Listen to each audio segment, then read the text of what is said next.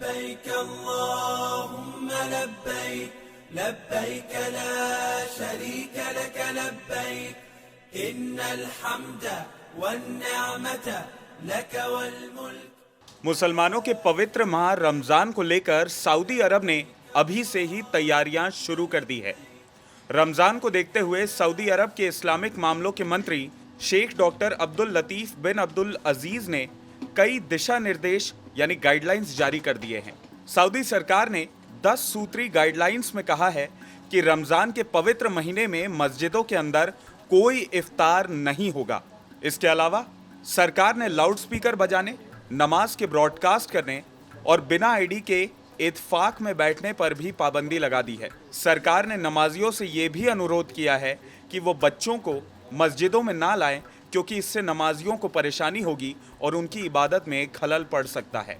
दरअसल इत्फाक एक इस्लामिक प्रथा है। इसमें मुस्लिम समुदाय के लोग रमजान के अंतिम 10 दिनों के दौरान अल्लाह की इबादत में पूरा समय देने के इरादे से मस्जिद में खुद को अलग कर लेते हैं। इस्लामिक देश सऊदी अरब में इस कदम पर दुनिया भर के कई मुसलमानों ने कड़ी प्रतिक्रिया दी है। मुसलमानों का आरोप है कि सऊदी अरब के क्राउन प्रिंस और प्रधानमंत्री मोहम्मद बिन सलमान सार्वजनिक जीवन में इस्लाम के प्रभाव को कम करना चाहते हैं। शुक्रवार को इस्लामिक मामलों के मंत्री अब्दुल लतीफ अल शेख की ओर से जारी एक दस्तावेज के अनुसार इस्लाम के पवित्र महीने रमजान को 10 बिंदुओं के तहत रेगुलेट किया जाएगा। इन गाइडलाइंस का सऊदी अरब में रहने वाले लोगों को पालन करना होगा। इस दस्तावेज में महीने के अंतिम 10 दिनों के दौरान खुद को एकांत में रखने वाले नमाजियों की निगरानी और दान पर प्रतिबंध जैसे विवादित दिशा निर्देश भी शामिल है। मंत्री की तरफ से जारी दस्तावेज में इमाम को साफ निर्देश दिया गया है कि जब तक बहुत जरूरी ना हो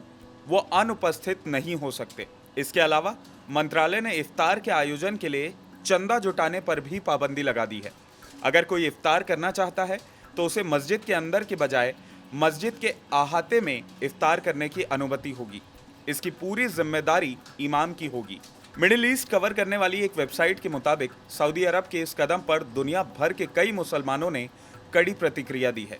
मुसलमानों का आरोप है कि सऊदी क्राउन प्रिंस मोहम्मद बिन सलमान इन प्रतिबंधों के माध्यम से ट्यूनीशिया की पूर्व तानाशाह जीन अल अबीदीन और पूर्व सोवियत संघ की तर्ज पर सार्वजनिक जीवन में इस्लाम के प्रभाव को कम करना चाहते हैं। सऊदी क्राउन प्रिंस के इस कदम का विरोध करने वाले मुसलमानों का कहना है कि सऊदी सरकार किंगडम सोसाइटी को खोलने के प्रयास में लोकप्रिय पश्चिमी कलाकारों और पॉप सिंगर जैसी हस्तियों को बुलाती है। सऊदी सरकार तेजी से संगीत समारोहों को बढ़ावा दे रही है और अंतर्राष्ट्रीय दर्शकों को आकर्षित करने की कोशिश कर रही है। दूसरी तरफ सऊदी अरब की सरकार का कहना है कि मंत्रालय मस्जिदों में इफ्तार से रोक नहीं लगा रहा है, बल्कि इसे व्यवस्थित कर रहा है ताकि एक जिम्मेदार व्यक्ति इसका आयोजन करे। इससे मस्जिद की पवित्रता और स्वच्छता को बनाए रखने में सुविधा होगी। आपको बता दें कि मोहम्मद बिन सलमान के क्राउन प्रिंस बनने के बाद से ही सऊदी अरब विजन 2030 पर काम कर रहा है। विजन 2030 के तहत दूसरे देशों से मुकाबला करने के लिए सऊदी क्राउन देश की रूढ़िवादी नीतियों को लगातार बदल रहे हैं। मोहम्मद बिन सलमान के शासनकाल में ही सऊदी अरब में महिलाओं को गाड़ी चलाने की अनुमति दी गई। इस्लामिक देश में आधुनिक तौर तरीकों को शामिल करने की पहल के तहत सऊदी अरब ने पिछले साल हैलोवीन मनाने की अनुमति दे दी। सऊदी के इस कदम पर भी दुनिया भर के मुसलमानों ने मोहम्मद बिन सलमान की कड़ी आलोचना की थी। वैसे सऊदी सरकार के अब इस नए कदम पर आपकी क्या राय है, आप हमें कमेंट करके ज़रूर बताइए। इसके अलावा अगर आपको ये वीडियो पसंद आया हो तो इसे लाइक और शेयर करना ना भूलें और IBC 24 के हमारे YouTube चैनल खबर बेबाक को ज़रूर सब्सक्राइब करें। नमस्कार।